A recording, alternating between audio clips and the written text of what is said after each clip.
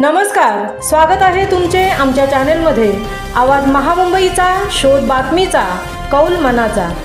चला तर मग आमचे चॅनेल शेअर करा, लाईक करा आणि सबस्क्राइब करा। धन्यवाद। महाड तालुक्यातील शिवथर विभागात ढगफुटी सदृश्य पाऊस। कुंभे शिवथर गावातील स्मशानभूमी गेली वाहून।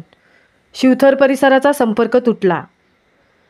महाड तालुक्यातील शिवथर भागात दुपारपासून ढगफुटी सदृश्य पाऊस पडत असून यामध्ये कुंभे शिवथर येथील स्मशानभूमी वाहून गेल्याची माहिती येथील विभाग प्रमुख व सामाजिक कार्यकर्ते लक्ष्मण भोसले यांच्यामार्फत प्राप्त झाली आहे। सोमवारपासून सुरू असलेल्या या मुसळधार पावसामुळे महाड तालुक्यातील जनजीवन विस्कळीत झाले होते। काल रात्री पावसाने विसावा घेतल्यानंतर पुन्हा सकाळी मुसळधार पावसाने हजेरी लावली आहे। आज सकाळी महाड तालुक्यातील शिवथर विभागात ढगफुटी सदृश्य पाऊस पडला। या पावसामुळे कुंभे शिवथर गावातील स्मशानभूमी वाहून गेली आहे।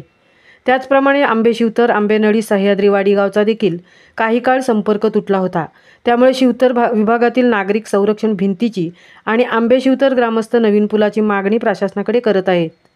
येथील माजी सरपंच भाऊ साळुंके यांच्या शेतामध्ये पाणी शिरल्याने शेतीच्या अतोनात नुकसान झाल्याची माहिती लक्ष्मण भोसले यांनी दिली असून प्रशासनाने तातडीने या संदर्भात उपाययोजना कराव्यात अशी मागणी केली आहे।